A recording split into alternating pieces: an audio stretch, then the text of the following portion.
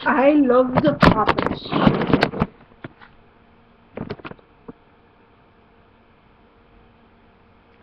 I was born and bred in Sandy Road, a loyal orange rose, a follower of King William, that noble man of God.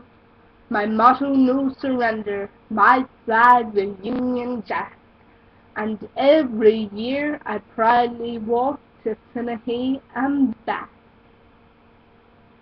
A loyal son of Ulster, a true blue that was me, prepared to fight to death for faith and liberty, and as well as that a Linfield man, as back as I can mind. I had no time for Catholics or people of that kind, but then one night in Bangor I met wee Rosie Brown. From the moment I set eyes on her, my heart went up and down, and when I thought she fancied me, my heart was all abuzz. I clean forgot to ask her what her religion was. I never slept a wink that night. I just lay there in bed. I thought about wee Rosie and all the things we said. I knew I should have asked her before I made a date, before I fell in love with her, but by then it was too late. When the next time we met, I told her I'm a proud and staunch and true. She said I'm a Catholic, and I'm just as staunch as you. The words were harsh and bitter, then suddenly, like this, the centuries of hatred were forgotten in one kiss. That night I dreamt about her, a strange, confusing dream. I dreamt we were both singing the Warren of the Green, and as we walked to Finnehy, full of harmony and hope, who was there to greet us but His Holiness the Pope? When I awoke, I knew that dream was even more than true. The future we were heading for would be confusing too. Indeed, when I thought about it, it was all clear. That was to be the understatement of the year. I knew our love could bring us little but trouble and distress, but nothing in this world could make me love my Rosie less. I saved a bit of money as quickly as I could. I asked her if she'd marry me, and by God she said she would. Then the trouble really started. Her folks were flaming mad. And when Mang heard about it, sure, they were twice as bad. Her father said that from the day he had hanged his head in shame, and by a strange coincidence, my old lad said the same. My mother cried her eyes out, and said I drew the day that I'd let a Papish husband steal my royal heart away. And Rose's mother said when she had recovered from the blow, she'd rather see the devil than a man from Sandy Row. In difference to Rosie, we were married in her church, but my clergyman was there as well. He didn't leave me in the lurch. The priest was awfully nice to me and made me feel at home. I think he pitied both of us, for our two families wouldn't come. The house we went to live in had nothing but four walls.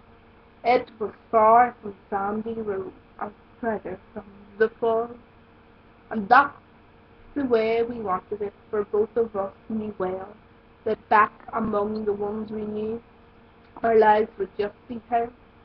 But life was out there for Rosie was lonely, I knew well. And of course we had our religion differences too, when Friday came along and Rosie gave me fish. I looked at it, and then at her love not my dish. I mind well what she answered, though. she never said it twice. To eat no meat on Friday is a pure sacrifice to make for Christ who died on Friday long ago. But I ate the fish and it wasn't bad, you know. Then Sunday came and I lay on, and she got up for mass. Then Rosie turned to me and said, "Will you shift your lazy ass? We've got a church to go to, and that's where you should be. So up you get this minute, you go past the road with me." We left this house together, but we parted down the line. She went off to her church, and I went off to mine. But all throughout the service, although we were apart, I felt as I was wishing, with Rosie in my heart. The weeks and months went quickly by, and then there comes the day that Rosie ups and tells me that a child is on the way. Then from that day my life becomes a wondrous thing, like a lovely flower unfolding in petals in spring. We wrote and told our family, but they never came to call, and we thought this news would heal the breach, and so it did and all. I marvelled at the power of a wee child that yet born.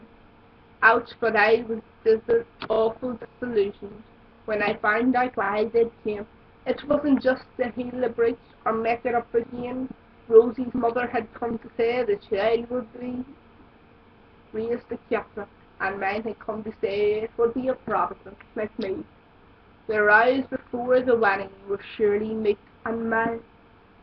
From both sides of our family,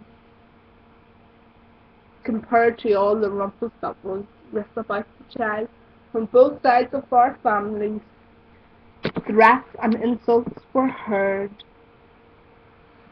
Oh, what a desperate way to welcome a wee angel into this world.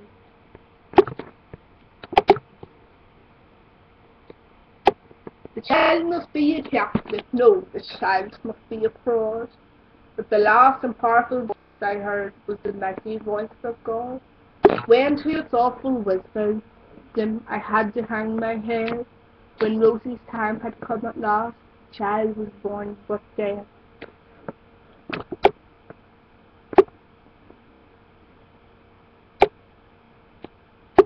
That night I sat by Rosie's bed, and just before the dawn, I kissed her as she left me to join our angel's son.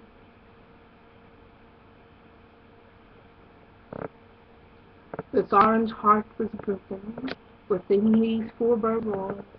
Where the hell's the shankles, and where the hell's the fall? In all my years of past, and years of grief and pain, I'd give my life even more just to see her face again. But the loneliness is near over now. I'll see her soon. I know, for the doctor told me yesterday that I haven't long to go.